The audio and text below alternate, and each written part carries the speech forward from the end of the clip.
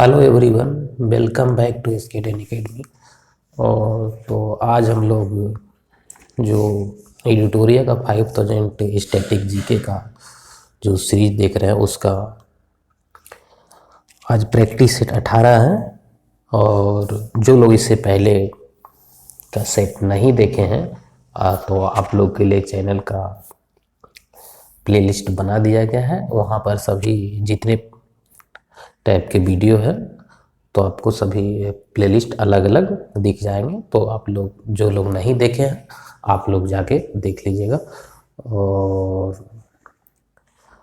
और ये वीडियो जो है आपका सभी एग्ज़ाम पॉइंट ऑफ व्यू से इम्पोर्टेंट है।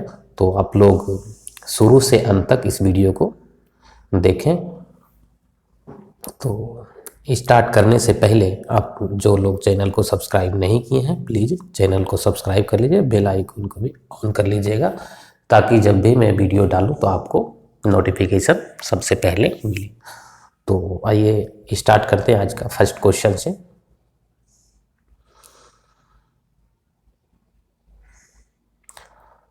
फर्स्ट क्वेश्चन है, कह रहा लाल मिट्टी की प्रकृति होती है। लाल मिट्टी की प्रकृति होती है तो बताइएगा आप लोग क्या इसका आंसर हो जाएगा। तो लाल मिट्टी का प्रकृति अम्लीय होता है, आप लोग याद रखेंगे। देखिए मिट्टी सबसे ज़्यादा हमारे भारत में जो है वो आपका दोमट मिट्टी पाया जाता है और लगभग ये 40% है। और आपका लेटेराइट मिट्टी में जो ओनली ये क्या होता है, लेटेराइट मिट्टी में मेनली जो है चाय का उत्पादन के लिए प्रसिद्ध है। तो नेक्स्ट क्वेश्चन है, नेक्स्ट क्वेश्चन आपका कह रहा है डंकन पास निम्नलिखित में किस मध्य स्थित है। डंकन पास निम्नलिखित में से किसके मध्य स्थित है। तो क्वेश्चन नंबर 2 का आंसर आप लोग बताइएगा क्या हो जाएगा। तो हमारा सही आंसर हो जाएगा दक्षिण अंडमान एवं लघु अंडमान के बीच डंकन पास स्थित है। नेक्स्ट क्वेश्चन है, करे किसने बहुउद्देशीय नदी घाटी परियोजनाओं को आधुनिक भारत का मंदिर कहा था। किसने बहुउद्देशीय नदी घाटी परियोजनाओं को आधुनिक भारत का मंदिर कहा था। तो आप लोग बताइएगा इसका आंसर क्या हो जाएगा। दोस्तों ये सीरीज जो चल रहा है आपका किसी भी अपकमिंग एग्जाम में कोई भी हो, चाहे दरोगा हो, बीपीएससी 68 हो या फिर बिहार एसएससी हो, सभी एग्जाम के लिए इम्पोर्टेंट है। तो आप लोग को जब भी टाइम मिले तो 10 से 15 मिनट जरूर निकाल के देखिएगा, बट जरूर देखिएगा। ये आप लोग एग्जाम के लिए रामबाण है। तो हमारा सही आंसर हो जाएगा जवाहरलाल नेहरू। नेक्स्ट क्वेश्चन करे किस राष्ट्रीय उद्यान को पक्षियों का स्वर्ग कहा जाता है। किस राष्ट्रीय उद्यान को पक्षियों का स्वर्ग कहा जाता है। तो हमारा सही आंसर हो जाएगा केवला देव घाना नेशनल पार्क, जो कि कहाँ है, राष्ट्रीय उद्यान में है। आप लोग याद रखेंगे, अच्छे से इम्पोर्टेंट है। नेक्स्ट क्वेश्चन है, कह रहा है त्रिशूल पर्वत शिखर किस भारतीय राज्य में अवस्थित है। त्रिशूल पर्वत जो है कह रहा है कौन सा भारतीय राज्य में स्थित है। तो बताइएगा आप लोग इसका आंसर क्या हो जाएगा। तो हमारा करेक्ट आंसर हो जाएगा उत्तराखंड। नेक्स्ट क्वेश्चन कह रहा है माही सुगंधा निम्न में से किस फसल की प्रजाति है। माही सुगंधा निम्नलिखित में से किस फसल की प्रजाति है। बताइएगा आप लोग इसका आंसर क्या हो जाएगा। क्वेश्चन नंबर 6 का आंसर।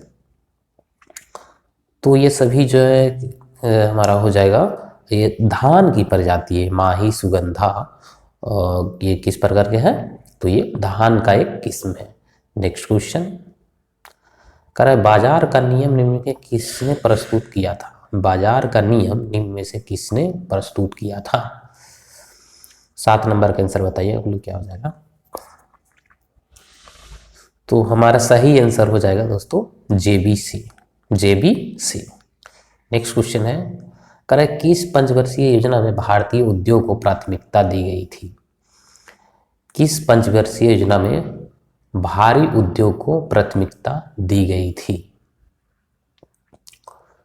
तो हमारा सही आंसर हो जाएगा दूसरी पंचवर्षीय योजना में भारी उद्योग को प्राथमिकता दी गई थी। तो देखिए, दूसरी पंचवर्षीय योजना का जो कार्यकाल था आपका, दूसरी पंचवर्षीय कार्यकाल था 1956 से आपका हो जाएगा 1961, ठीक। और इसके अध्यक्ष कौन थे? जवाहरलाल नेहरू, आप लोग नोट करिएगा। और उपाध्यक्ष थे VT Krishnamachari, VT Krishnamachari. Next question है, सर्वप्रथम किस देश में मूल्य वर्धित कर यानी कि वैट लागू किया गया था? सर्वप्रथम किस देश में मूल्य वर्धित कर वैट, वैल्यू एडेड टैक्स को लागू किया गया था? तो 9 नंबर का आप लोग आंसर बताइएगा।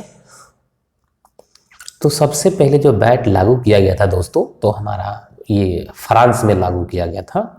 याद रखें, क्वेश्चन आंसर इसका पूछा जाता है। तो नेक्स्ट क्वेश्चन है, एकमात्र सेंचुरी कौन सी है जहां पे कश्मीरी महामिर्ग पाए जाते हैं? एकमात्र सेंचुरी कौन सी है जहां कश्मीरी महामिर्ग पाए जाते हैं? तो 10 का आंसर आप लोग बताइएगा क्या हो जाएगा। तो ये हो जाएगा आपका दाची ग्राम। दोस्तों, ये दाची ग्राम वर्ल्ड लाइफ सेंचुरी जो है आपका, ये जम्मू कश्मीर JNK में है। Next question 11 number, next question पे 11 नंबर है, जीव मंडल सुरक्षित क्षेत्र का उद्देश्य है। जीव मंडल सुरक्षित क्षेत्र का क्या उद्देश्य है? तो बताइएगा आप लोग इसका आंसर।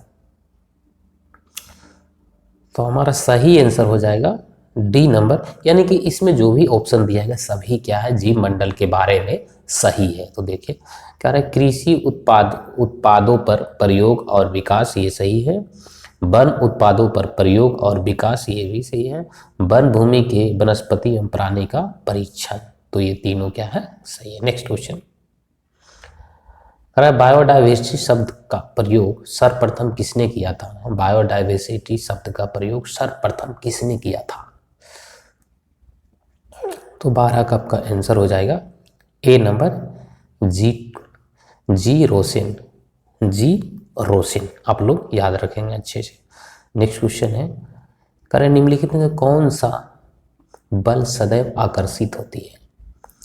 कौन सा बल जो है सदैव क्या होता है, आकर्षण बल होता है, जबकि विकर्षण बल नहीं होता है। तो दोस्तों याद रखेंगे, इसका सही आंसर हो जाएगा गुरुत्वाकर्षण बल। गुरुत्वाकर्षण बल क्या होता है, सदैव अट्रैक्टिव फोर्स होता है, जबकि विकर्षण और चुंबकीय बल है, पेशीय बल है, विद्युत बल है, ये दोनों हो सकता है, ठीक है। बट ऑलवेज गुरुत्वाकर्षण जो होता है अट्रैक्शन फोर्स होता है, अट्रैक्टिव फोर्स है। नेक्स्ट क्वेश्चन, कौन सा एक विद्युत चुंबकीय तरंग नहीं है?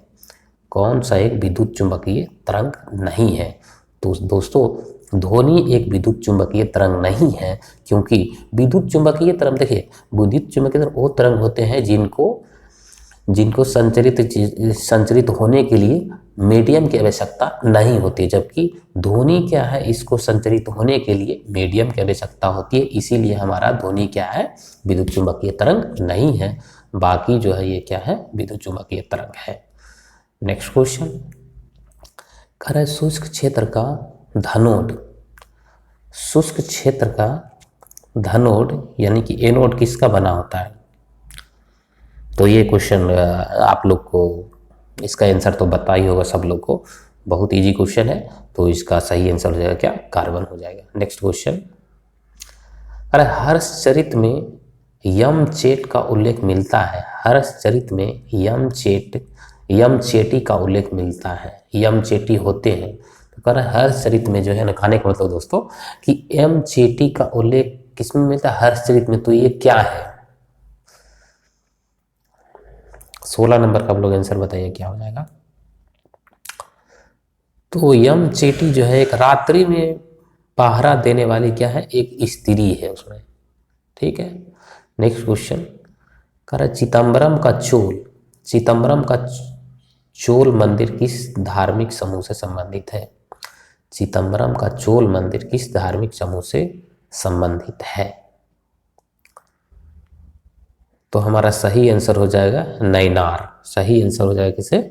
नैनार। नेक्स्ट क्वेश्चन कह रहा है किस बिलियन में किसी बिलियन में बिलियन की कुल मात्रा तथा उससे मिश्रित विलय की कुल मात्रा का अनुपात कहलाता है। तो ये क्वेश्चन बहुत अच्छा क्वेश्चन है जो कि एग्जाम में पूछा जा सकता है। तो हमारा सही आंसर जो हो जाएगा बिलियन की सांद्रता। नेक्स्ट क्वेश्चन है कह निलंबन के कणों का आकार कितना होता है?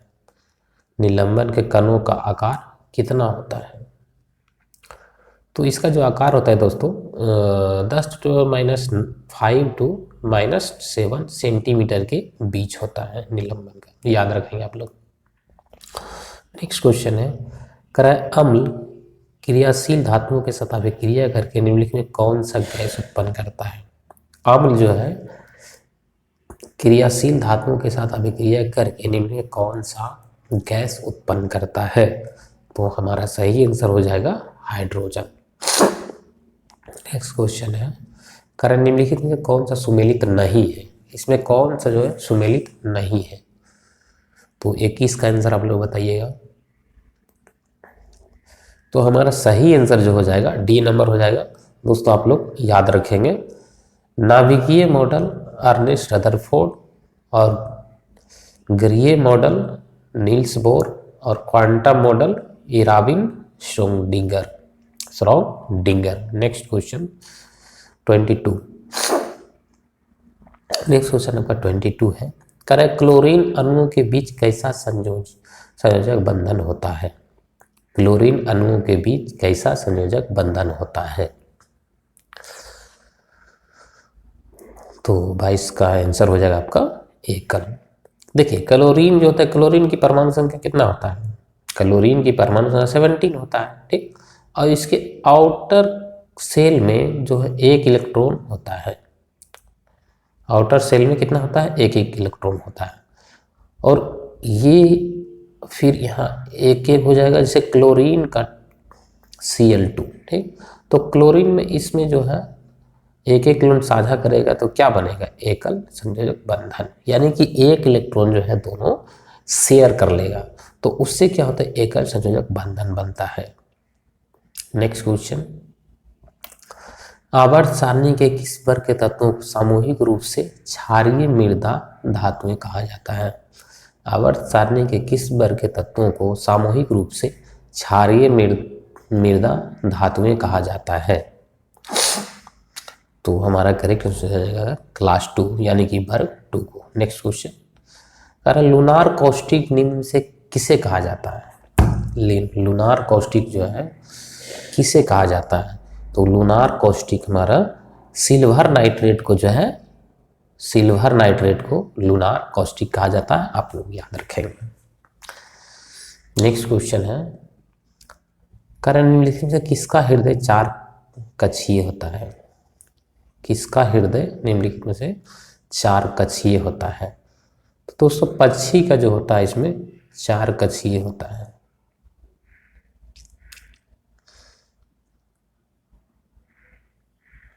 नेक्स्ट क्वेश्चन है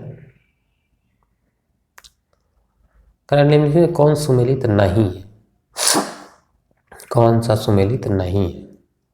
तो दोस्तों आमाशय, अम्ल का निमोचन और बड़ी आंत जल का अवशोषण, छोटी आंत पचे हुए भोजन का रुधिर वाहिकाओं में अवशोषण। तो ये तीनों हमारा सही है। जो गलत हमारा आंसर है डी नंबर हो जाएगा।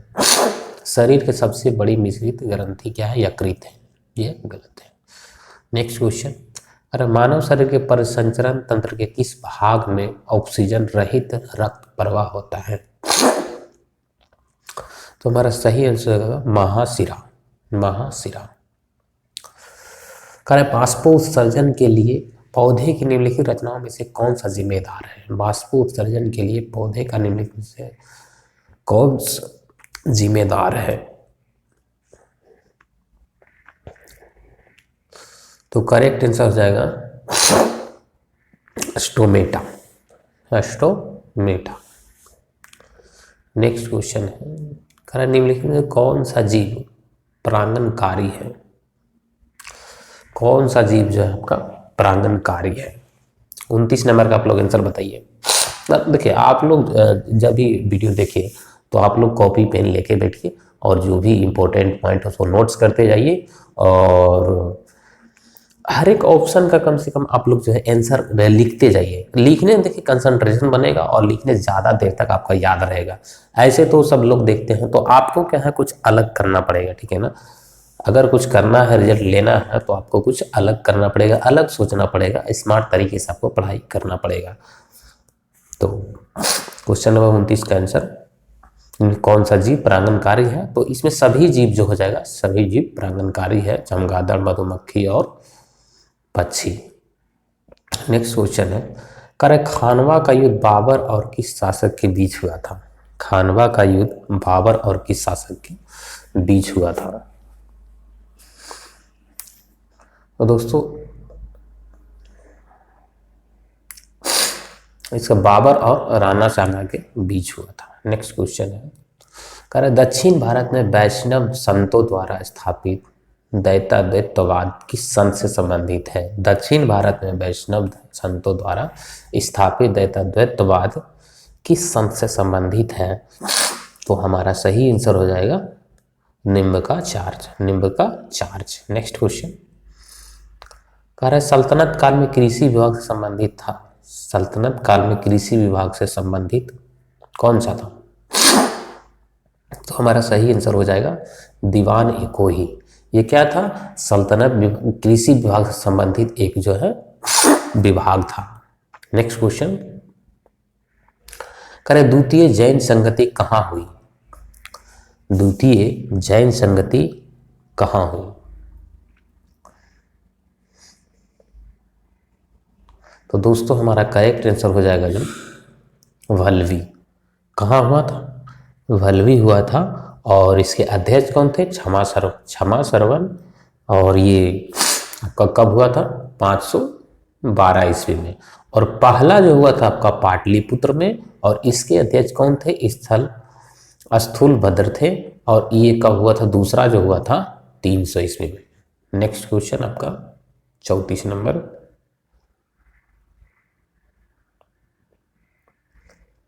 नेक्स्ट क्वेश्चन आपका 34। करे प्रसिद्ध अरबी लेखक अल-बिरूनी किसके साथ भारत आया? प्रसिद्ध अरबी लेखक अल-बिरूनी किसके साथ भारत आया था? तो हमारा करेक्ट आंसर जो हो जाएगा मोहम्मद गजनवी, मोहम्मद गजनवी। नेक्स्ट क्वेश्चन, करे सामवेद का ब्राह्मण ग्रंथ निम्न में से किससे संबंधित है? तो ये हमारा हो जाएगा पंचबीस से। नेक्स्ट क्वेश्चन है, करे गांव में आयोजित भारतीय राष्ट्रीय कांग्रेस की प्रथम अधिवेशन की अध्यक्षता किसने की? गांव में आयोजित भारतीय राष्ट्रीय कांग्रेस की प्रथम अधिवेशन की अध्यक्षता किसने की? इसका आंसर बताइएगा आप लोग, क्या हो जाएगा? इम्पोर्टेंट है।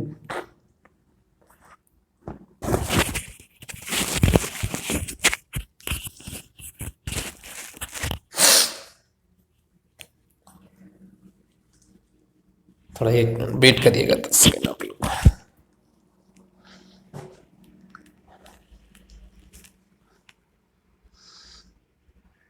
तो इसका करेक्ट आंसर हो जाएगा 36 का आपका जवाहरलाल नेहरू। दोस्तों जो भारतीय राष्ट्रीय कांग्रेस का प्रथम अधिवेशन हुआ था वो फैजपुर में हुआ था, फैजपुर गांव में, जो कि कहाँ है? महाराष्ट्र में स्थित है। और ये हुआ था आपका 1937 ईस्वी में, 1937 ईस्वी में। और जिसका आपको बताया चुका अध्यक्षता किसने की थी? जवाहरलाल नेहरू ने। नेक्स्ट क्वेश्चन, भारत का पहला समाचार पत्र था, यानी कि भारत का पहला समाचार पत्र कौन था? दोस्तों सही आंसर हो जाएगा आपका बंगाल गजट। याद रखेंगे, एग्जाम में ये पूछा जाता है। नेक्स्ट क्वेश्चन है, कर भारत में नागरिक सेवा का जनक किसे माना जाता है? तो ये तो बहुत अच्छा क्वेश्चन है और फेमस भी है, जो कि बार बार पूछा जाता है, आप लोग को याद होना चाहिए ये सब। तो इसका करेक्ट आंसर हो जाएगा लॉर्ड कॉर्नवालिस। 38 का क्या हो जाएगा? Lord Cornwallis. Next question. Next question आपको मिलान करना है, एक तरफ संस्था है, दूसरी तरफ उसका संस्थापक है। Question number 39। तो इसका हो जाएगा आपका, देखिए विश्व भारती आपका हो जाएगा रविन्द्रनाथ टैगोर, और अभिनव भारत जो हो जाएगा बीडी सावरकर। अब वेद समाज के संस्थापक कौन थे? केशव चंद्र सेन। और आपका देव समाज जो हो जाएगा, देव समाज पंडित शिव नारायण अग्निहोत्री। तो इस तरह से हमारा जो सही आंसर हो जाएगा दोस्तों डी नंबर हो जाएगा। Next question, sorry, next question आपका है 40। निम्नलिखित में कौन सुमेलित नहीं है? निम्नलिखित में से कौन सा सुमेलित नहीं है? एक संवैधानिक प्रावधान है और दूसरे तक उसका स्रोत है। तो 40 नंबर का मतलब बताइए क्या हो जाएगा?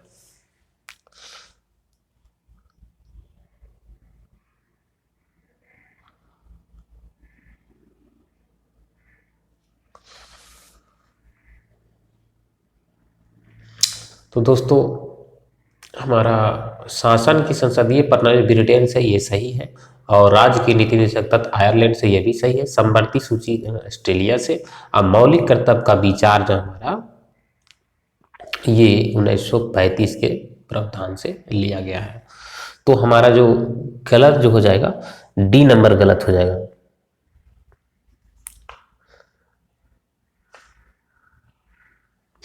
सॉरी, मौलिक कर्तव्य जो है ये रूस से लिया गया है, 1935 से नहीं लिया गया है। मौलिक कर्तव्य जो है कहाँ से लिया गया है? रूस से, तत्कालीन सोवियत संघ। इन्हें 42वें संविधान संशोधन द्वारा 1936 स्वर्ण सिंह समिति की सिफारिश पर संविधान के 6 का ए में शामिल किया गया था। नेक्स्ट क्वेश्चन, कराधान विधेयक के समय में विशेष प्रक्रिया संविधान के किस अनुच्छेद में वर्णित है? किस अनुच्छेद में वर्णित है? तो हमारा 41 का जो सही आंसर हो जाएगा 109, अनुच्छेद 109 ए का हो जाएगा। और दोस्तों अनुच्छेद 110 आपका जो है 110 जो अनुच्छेद है धन विधेयक से, धन विधेयक को परिभाषित किया गया। और आपका 112 जो है 112 में प्रत्येक वित्तीय वर्ष में संबंधित संसद में बजट पेश करता है। और अनुच्छेद 280 जो है फाइनेंस कमीशन से संबंधित है। नेक्स्ट क्वेश्चन, नेक्स्ट क्वेश्चन,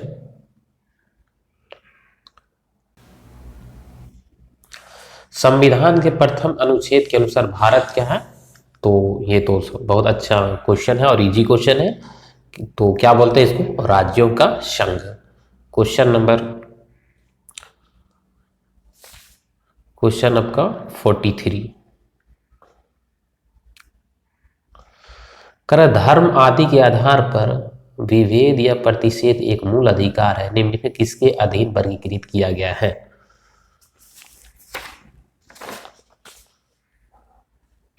तो दोस्तों इसका करेक्ट आंसर हो जाएगा समता का अधिकार। नेक्स्ट क्वेश्चन, कारण निम्नलिखित में कौन सा कथन असत्य है? कौन सा कथन असत्य है? तो हमारा करेक्ट आंसर हो जाएगा उपराष्ट्रपति का चुनाव भारत के राष्ट्रपति करता है। तो दोस्तों उपराष्ट्रपति का चुनाव भारत के राष्ट्रपति नहीं करते हैं, इनका चुनाव जो होता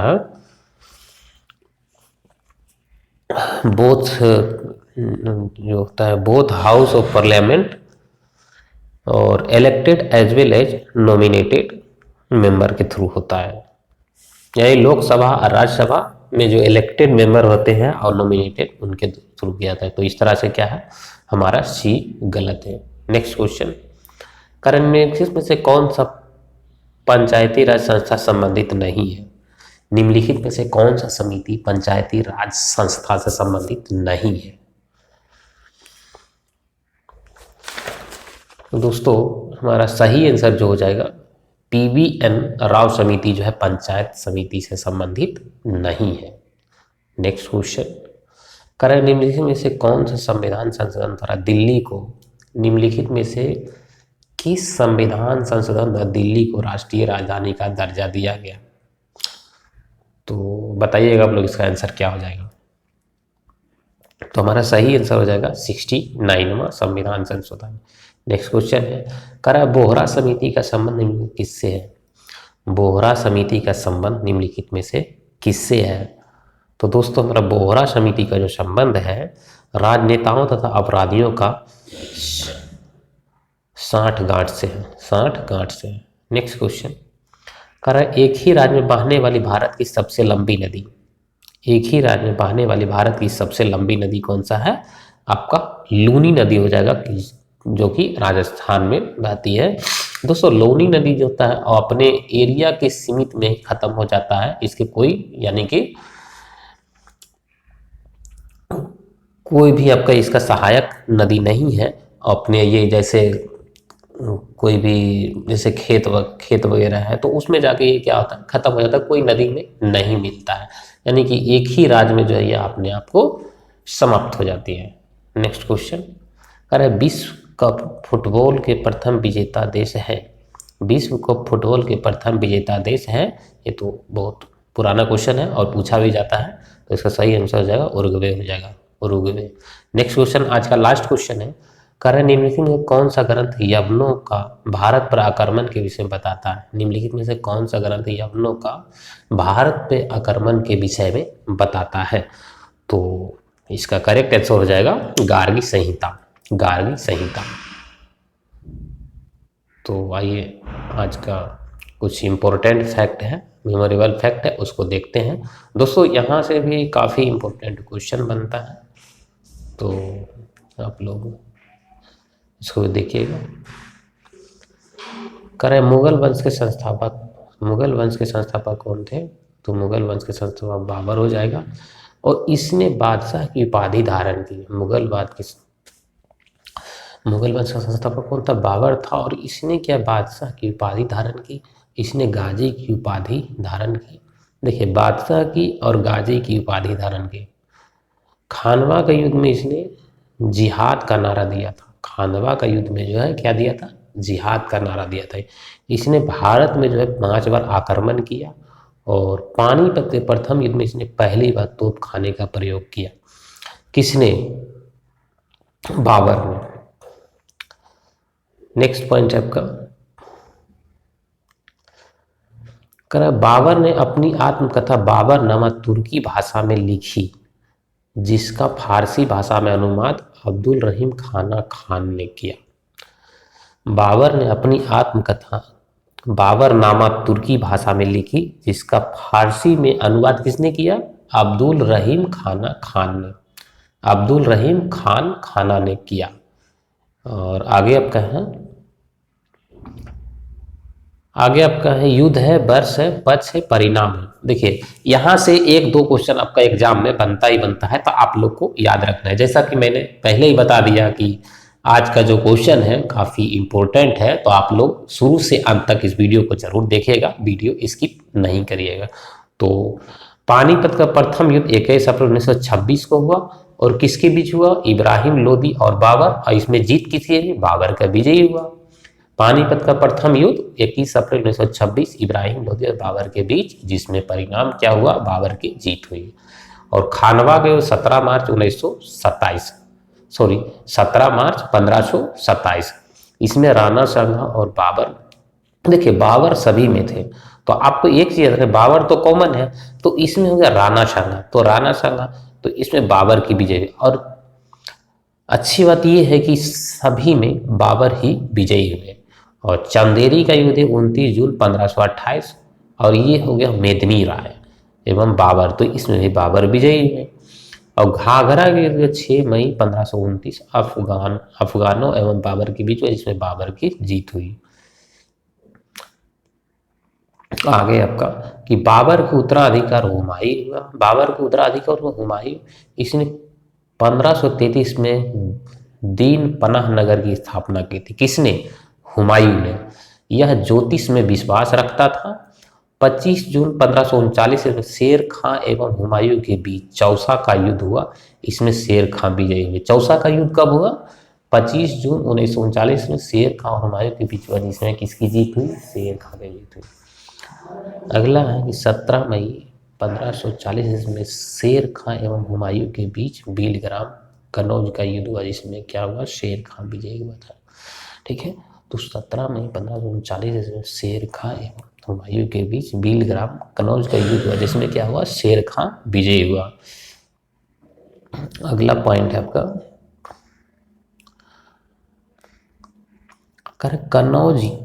कनौज युद्ध में हार के पश्चात हुमायूं 15 वर्ष के लिए निर्वासित जीवन व्यतीत करने लगा। ठीक है, और पुनः 1555 में इसने पंजाब के सूरी शासक सिकंदर को पराजित कर दिल्ली की गद्दी पर बैठा।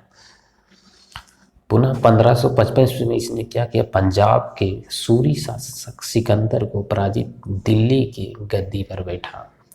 और हुमायूं नामा की रचना इसकी बहन गुलबदन बेगम ने की। हुमायूं नामा की रचना किसने की? गुलबदन बेगम, जो क्या था? इसकी बहन थी। आगे है, आगे आपका नेक्स्ट आगे पॉइंट है कर है देवरा का युद्ध। देवरा का युद्ध 1531 ईस्वी में, सरहिंद का युद्ध आपका 1555 ईस्वी में।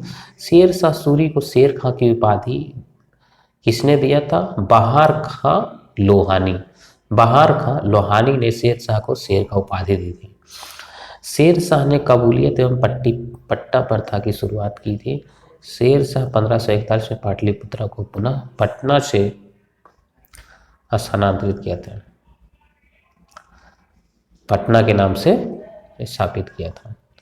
और आज का लास्ट पॉइंट है, इसने किला एक कुहना नामक मस्जिद की स्थापना की थी।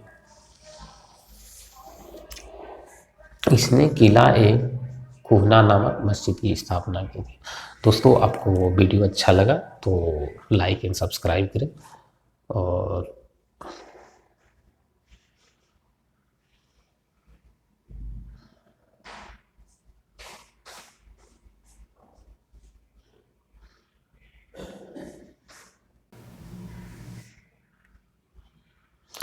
Thank you for watching this. मिलते हैं नेक्स्ट वीडियो में।